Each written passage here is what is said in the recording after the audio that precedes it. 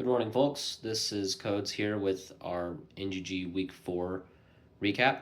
The Kung Fu Pandas improved to 7-1 after taking care of Ticket to Ride. The Implications have won their Super Bowl versus the Hippos. Congratulations. The Luck Cardinals put up a 200 burger on Rudy was offsides. K-Mix has his own 200-point outing in a win over the Seawards. The Inaugurals take care of business versus Win Like Flynn. And Justin's Deli win that inter-friendship rivalry against Chase's Liquidators. So now week 5's upon us, and some of these teams are starting to stare down some serious injuries. Look for bye week fill-ins. Neighbors and Tyreek with just gruesome injuries. Just not don't recommend seeing those teams will receive the IR refunds. Chase has already gotten his, I believe. I need to take care of unicorns. Remember, injuries before week 8 are eligible, but after week 8, there won't be any IR refunds. I checked the bylaws on it, I swear. So if you're gonna wish an injury on anybody, which we should not be doing, definitely gonna need that to happen during or before week 8 in order to get the IR refund. So with that, let's take a look at our division outlook after this week, starting off with the favorite Real Men Genius division. Each owner has proven they belong. I mean, look at this. We have every single team boasting an over 600 points for. The Luck Cardinals keep hold of this division lead and the overall number 2 seed, I believe, because they're right behind Brownout. They're 7-1, firing on all cylinders, even with the injuries they sustained.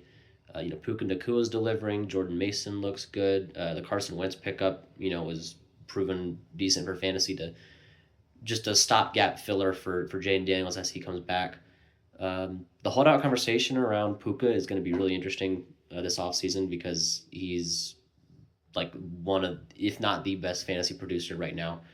In that $6 contract, he's definitely gonna want more money. The Liquidators are on their tail at 5-3, but they're gonna have to keep performing if they want to catch the red hot Cardinals. The Seawards slightly edge out the Inaugurals for third, thanks to their slightly higher points for total.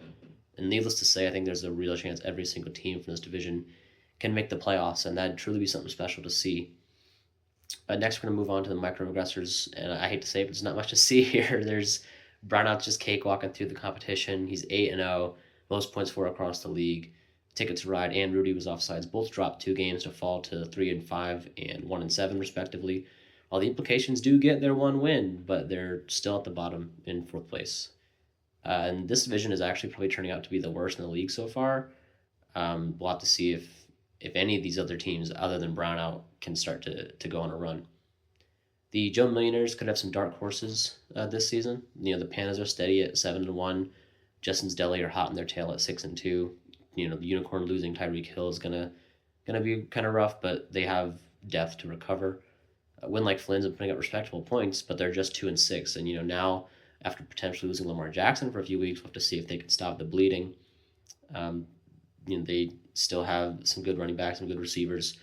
Brock Bowers at tight end. And they're putting up the points, they're just not getting the wins.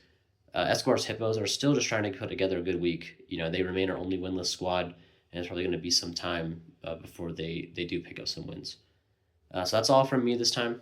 Our next Power Rankings update will take place at midseason. I think Blind are planning on a bigger show for it, when we may want a guest star or two. Who knows? But until next time, go football, go sports.